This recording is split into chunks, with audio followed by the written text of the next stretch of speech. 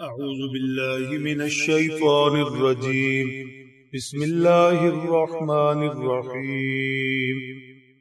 فإذا قضيتم الصلاة فاذكروا الله قياما وقعودا وعلى جنوبكم فإذا اطمأننتم فأقيموا الصلاة إن الصلاة كانت على المؤمنين كتابا موقوتا ولا تهنوا في ابتغاء القوم إن تكونوا تألمون فإنهم يألمون كما تألمون وترجون من الله ما لا يرجون وكان الله عليما حكيما.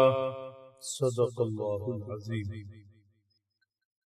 جہاد فی سبیل اللہ کے ضمن میں ہجرت کا مسئلہ ذکر ہوا، سفر کی نماز کا مسئلہ ذکر ہوا، نماز خوف کا مسئلہ ذکر ہوا. ان مسائل سے فراغت پر ارشاد ہے فَإِذَا قَضَيْتُمُ الصَّلَاةَ فَاذْكُرُوا اللَّهَ قِيَامًا وَقُعُودًا وَعَلَى جُنُوبِكُمْ. جب تم نماز خوف سے فارغ ہو جاؤ تو اب کھڑے ہو تب بھی، بیٹھے ہو تب بھی، پہلو کے بل ہو، لیٹے ہو تب بھی، ہر حال میں اللہ کو یاد کرتے رہو، ہر حال میں رب تعالی کے ساتھ جڑے رہو.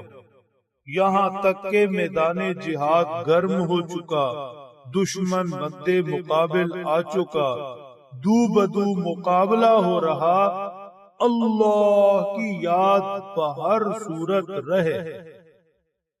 اس لیے کہ مسلمان اصل ہتھیار اس کا اسلحہ نہیں، تیر و تفنگ تلوار نیزے بھالے نہیں.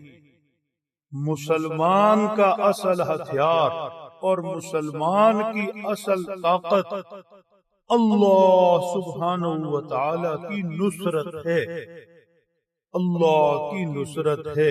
اللہ کو یاد کرتا رہے، اللہ سے اس کی مدد نصرت کا طالب رہے تو یقیناً حق تعالی کی نصرت متوجہ ہوگی.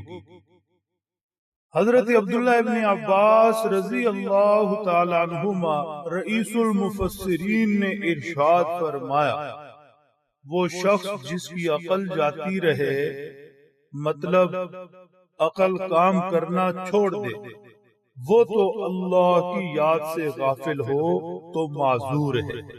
علاوہ ازیں کسی کا کوئی عذر قابل قبول نہیں، کسی طرح کی کوئی بھی مصروفیت ہے، مشغلہ ہے، مجبوری ہے، بہر صورت ایمان والا اللہ کی یاد میں رہے. ارشاد فرمایا فَإِذَا اطْمَأْنَنْتُمْ فَأَقِيمُوا الصَّلَاةَ.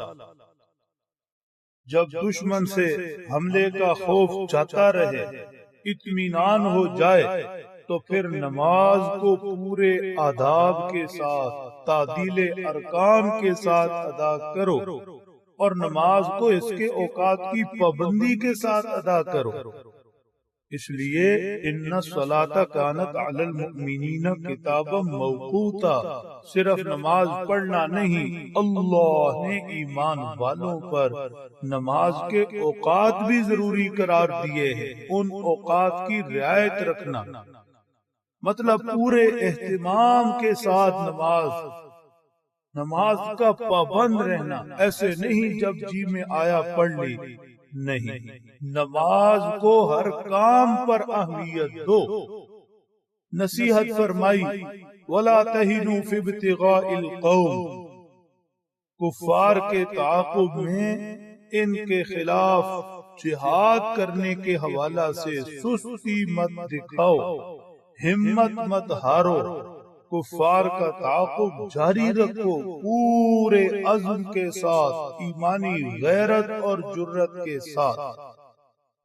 ان تکونوا تعلمون فإنهم يعلمون كما تعلمون. اگر کفار نے دوران لڑائی تمہیں زخم پہنچائے، تکلیف دی، تو دیکھو تم نے بھی تو انہیں زخم پہنچائے، اور جس طرح تمہیں تکلیف پہنچی مجروح ہوئے، ایسے تم نے بھی تو انہیں زخمی کیا، مجروح کیا، تکلیف پہنچائی۔ جہاد میں ایسے ہوتا ہے، کبھی تمہیں تکلیف پہنچی، کبھی انہیں تکلیف پہنچی، کبھی تم شہادتوں کے مرتبوں پر فائز ہوئے، کبھی تمہارے ہاتھوں کفار جہنم واصل ہوئے اور تم غازی بن کر لوٹے۔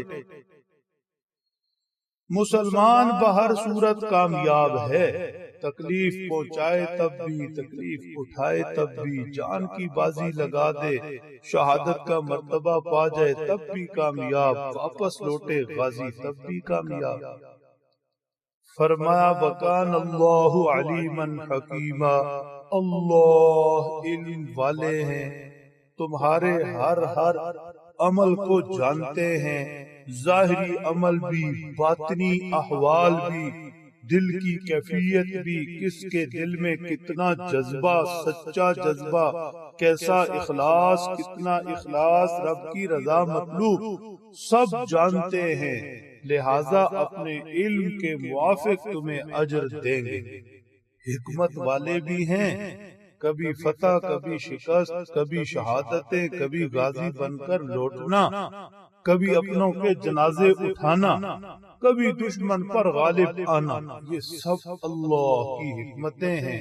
اللہ اپنے فیصلوں کی حکمتیں خوب جانتے ہیں۔ اللہ سمجھ دیں، عمل کی توفیق بخشے۔